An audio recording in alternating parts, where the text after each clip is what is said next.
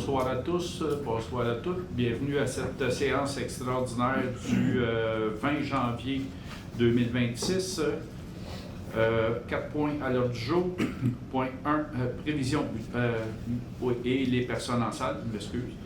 Le point 1, prévision budgétaire. Point 2, programme triennal d'immobilisation. Point 3, période de questions. Point 4, levée de la séance. Donc, le point 1, prévision budgétaire. Je vais mentionner un peu sur quoi on a tablé le conseil. Disons qu'on s'est réunis cette année, c'est plus en janvier qu'en décembre. Habituellement, c'est plus novembre-décembre, mais vu que c'est une année électorale, on avait le droit de terminer un peu plus tard notre budget. Donc, on avait beaucoup de points, on va dire comme ça, qui pouvaient coûter plutôt cher au courant de l'année. Je vais les répéter, les points, c'est la réfection du stationnement et l'installation d'une génératrice à l'hôtel de ville, la prolongation de la rue Isabelle, la rénovation du HLM, la prolongation et ou le remplacement de certaines conduites d'aqueduc, la poursuite de la modernisation de l'usine d'eau potable, la réparation du barrage de la prise d'eau de l'usine d'eau potable et la stabilisation du talus au rang nord de la rivière Chico. Fallu qu'on fasse des choix parce qu'il y avait des éléments là-dedans qu'on n'avait pas le choix, qu'il fallait absolument maintenir et aller de l'avant avec ça. La rénovation du HLM, il faut absolument qu'on aille là-dessus. Disons que le HLM a besoin d'amour, puis cette année, on fait partie des municipalités qui ont un HLM, puis on a des responsabilités là-dedans aussi. Donc, il fallait prévoir des montants là-dessus.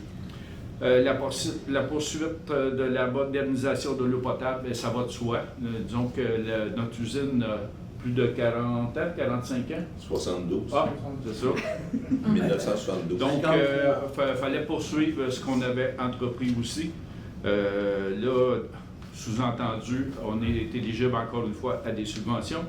La réparation du barrage de la prise d'eau de l'usine d'eau potable, ça c'est des suites de notre ouragan débit d'il y a 2 ans qu'il faut réparer. La stabilisation du talus au rang nord de la rivière Chico, bien ça aussi c'est des suites, mais il va falloir que ça se fasse aussi. Donc, puis la prolongation de la rue Isabelle, qu'on a décidé, nous, d'aller de l'avant avec ça, mais bonne nouvelle, on est une des seules municipalités, pas une des seules. Une des rares municipalités au Québec à avoir une subvention pour ça. On va avoir la moitié de notre montant qui est alloué en subvention. Donc, on est heureux. On a mis de côté la réfection du stationnement et l'installation d'une génératrice à l'hôtel de ville. Bien que une génératrice était nécessaire, on a décidé de pelleter par en avant. On va attendre pour la génératrice. Stationnement aussi, on va attendre, on va faire avec, on va s'organiser pour que ça fonctionne quand même. Et quand je parle de certaines lignes d'aqueduc, c'est surtout Moulin-Doucet, où c'était onéreux de faire ça et qu'on n'était pas éligible à une subvention. Donc, c'était 100% du montant attribué à la municipalité. Donc, on a dit que s'il y a réparation, on est allé pour faire réparation, puis on verra les prochaines années. Fait que c'est là-dessus qu'on va. Au final, le budget, on a augmenté de 4 sous la taxe foncière. La taxe foncière, c'est pour tout le monde à partant. Ça représente plus ou moins 6,7 %. Mais pour contrecarrer ça, on a des surplus pour les ordures. On avait un bon surplus. On a décidé d'aller prendre des montants dans ce surplus-là. Puis, ça a baissé considérablement le taux de taxation parce qu'au final, ça donne un taux de taxation de plus ou moins 2 % pour tout le monde dans la municipalité. Quand je dis plus ou moins, ça va dépendre de chacun s'il utilise telle chose ou tel élément du budget. Donc, il y en a que c'est carrément 0 % d'augmentation, il y en a c'est 4 % d'augmentation, mais c'est pour ça qu'on dit que c'est une augmentation en moyenne de 2 % pour tout le monde. Donc, on est allé en général comme ça pour le budget. J'imagine qu'on va avoir d'autres séances, puis on va nous poser des questions là-dessus. Ça va nous faire plaisir de répondre aux questions. Donc, pour le point 1, révision budgétaire, c'est proposé par Annie. Annie Sylvestre, Sylvain.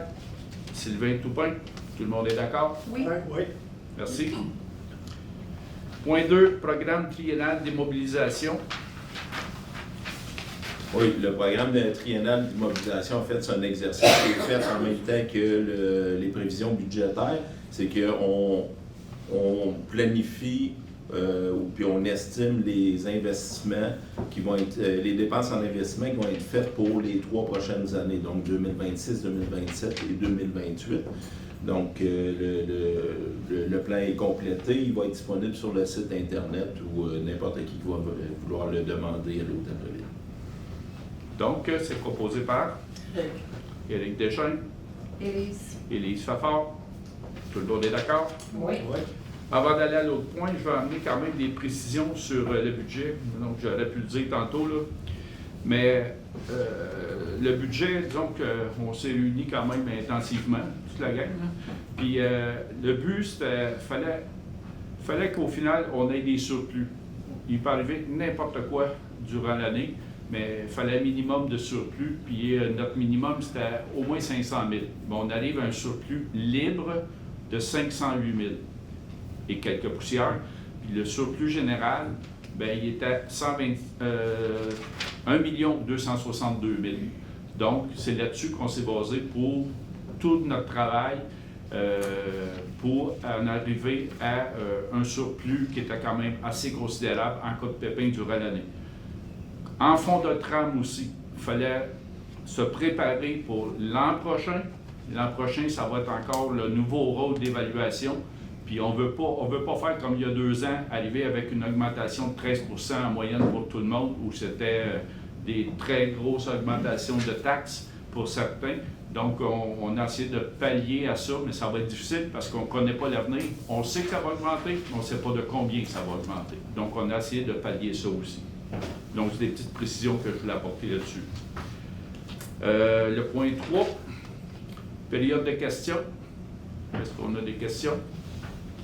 Dans la salle, en ligne? Non. Donc, point 4. Vincent, on va proposer la levée de l'Assemblée. Merci.